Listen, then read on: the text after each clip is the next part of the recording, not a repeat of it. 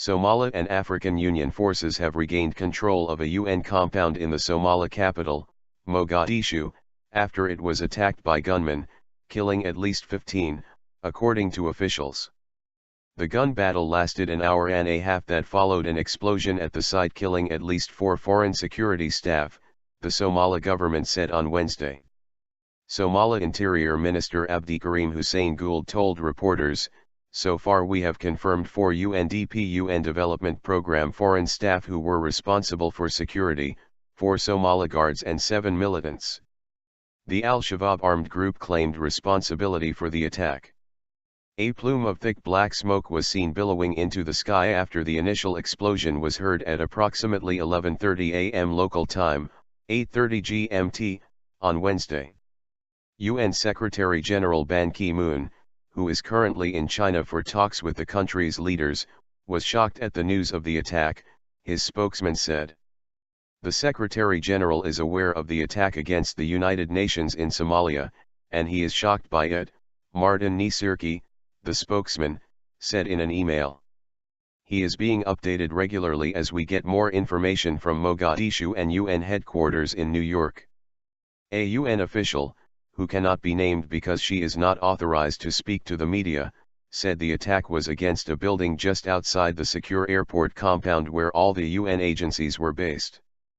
The compound includes both residential and office areas. UN staff took shelter in a bunker at the compound, UN staff told Al Jazeera. Nicholas K., the UN Secretary-General's special representative to Somalia, confirmed to Al Jazeera that a complex attack had taken place at the compound, but that the vast majority of UN staff were safe. It did begin with an explosion at the main gate, followed up by armed attackers entering the compound where they attempted to assault our staff, he said. Government-run Radio Mogadishu reported that the attack had started after a suicide bomber blew himself up at one of the gates of the complex. UN back in Mogadishu. Somalia's capital has been hit by a series of attacks including suicide and car bombers, mortar attacks and shootings, although in recent weeks the city has been relatively calm.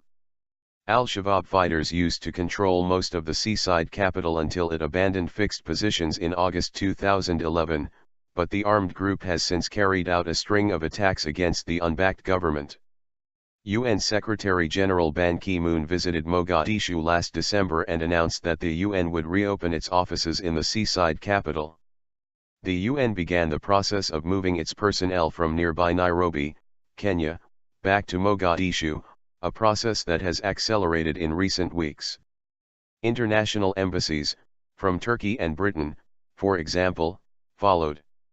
The 17,000-strong force, fighting alongside Somali government troops, has forced al-Shabab from a series of key towns.